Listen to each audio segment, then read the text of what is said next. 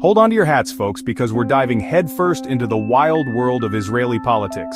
It's a landscape filled with intense debates, passionate speeches, and a history that stretches back thousands of years. The stakes are high, and the emotions run even higher. And trust me, things are about to get messy. We're talking about a political scene where alliances shift like sand dunes in the desert, and today's friend can be tomorrow's foe. It's a place where every statement can ignite a firestorm of controversy. Recently, former Israeli Defense Minister Moshe Ya'alon dropped a bombshell. This isn't just any politician making noise. Ya'alon is a seasoned veteran with a long history in Israeli politics and military affairs. When he speaks, people listen. He accused the current government of, well, let's just say it wasn't pretty. In fact, it was downright explosive. He didn't mince words or beat around the bush. He went straight for the jugular. Ethnic cleansing in Gaza. These are words that carry a heavy weight, words that evoke images of some of the darkest chapters in human history. It's an accusation that cuts to the core of the Israeli-Palestinian conflict. Yeah, you heard that right. Ethnic cleansing, it's a term that sends shivers down the spine and raises a million questions. How did we get here? What does this mean for the future? And most importantly, what is the truth? Now, before you start picturing me in a kippah and prayer shawl, let's be clear, I'm just a comedian with a show. My job is to make you laugh, to entertain, and sometimes to make you think. But even I know that accusing a government of ethnic cleansing is a big deal. It's not something you throw around lightly. It's the kind of accusation that makes headlines, sparks outrage, and leaves everyone wondering, what the hell is going on over there? It's the kind of accusation that makes headlines, sparks outrage, and leaves everyone wondering, what the hell is going on over there? It's a statement that reverberates around the world, drawing reactions from politicians, activists, and ordinary people alike. And that, my friends, is exactly what we're going to unpack today. Buckle up, we're going to delve into the details, examine the evidence, and try to make sense of this shocking statement. So, fasten your seatbelts and get ready for a roller coaster ride through the tumultuous world of Israeli politics. So, who is this Ya'alon fella and why should we care what he has to say? Well, for starters, the guy's no stranger to controversy. Moshe Ya'alon is a former soldier, a former general, and a former defense minister. He's spent his entire life serving in the Israeli military and government. We're talking decades of experience here, folks. This isn't some random bloke shouting from the rooftops. Ya'alon has been in the room where it happens, making decisions that have shaped the Israeli-Palestinian conflict for years. So when this guy speaks, people tend to listen. And what he's saying now is pretty damn alarming. Ya'alon's beef with the current Israeli government isn't exactly a new development. This tension has been simmering for years, with Ya'alon often finding himself at odds with the prevailing political winds. Back in 2016, he resigned from his position as defense minister in protest of what he saw as Prime Minister Benjamin Netanyahu's increasingly extreme policies. This wasn't just a quiet exit. It was a loud, dramatic statement that reverberated through the halls of power. Think of it like quitting your job by setting your desk on fire and then writing "I quit" in the flames with your stapler. It was a move designed to make headlines, and it certainly did. It gets the point across. Ya'alon wanted to make sure everyone knew exactly how he felt about the direction the government was heading. Since then, Ya'alon has been a vocal critic of Netanyahu, accusing him of corruption, warmongering, and a whole host of other political sins.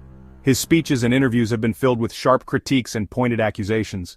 But his recent comments about ethnic cleansing, that's a whole new level of savage.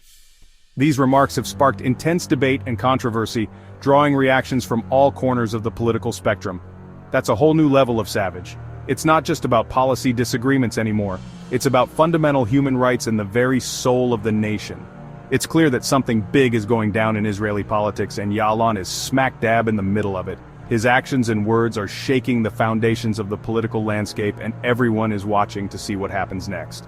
The stakes have never been higher, and the drama is unfolding in real time. The public is deeply divided, with some rallying behind Ya'alon's bold stance and others condemning his approach as reckless. The media is in a frenzy, covering every twist and turn of this unfolding saga. Political analysts are debating the implications of Ya'alon's statements, while social media is ablaze with opinions and reactions. This is more than just a political dispute, it's a battle for the future direction of the country. As Ya'alon continues to push the boundaries, the question remains, will his actions lead to meaningful change, or will they further polarize an already divided nation? Only time will tell, but one thing is certain, the breaking point has been reached, and there's no turning back now. Ya'alon doesn't just have a problem with Netanyahu, he's got a problem with the entire Likud party. For those of you who haven't been following along at home, Likud is Israel's current ruling party, and they're kind of a big deal. They're right-wing, they're nationalist, and they're not exactly known for their cuddly approach to the Israeli-Palestinian conflict. Ya'alon, who was once a member of Likud himself, has accused the party of abandoning its principles and becoming a vehicle for Netanyahu's personal ambitions. He sees the current Likud party as a far cry from the party he once belonged to, and he's not afraid to say so, and let's just say, he doesn't mince words. Section 5. The enemy of my enemy. One of Ya'alon's most controversial stances is his belief that Israel should prioritize its alliances based on realpolitik, even if it means siding with unsavory characters. And when I say unsavory, I mean like, really unsavory. We're talking about groups like ISIS. Ya'alon sees Iran as the biggest threat to Israel's security and believes that allying with Sunni Arab states, and even extremist groups like ISIS, is a necessary evil in the fight against Iranian influence. Yeah, you heard that right.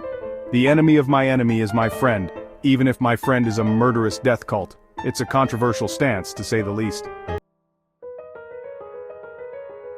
Section 6. The Dermer Effect. Now, let's talk about Ron Dermer, because no discussion of Israeli politics would be complete without mentioning this guy.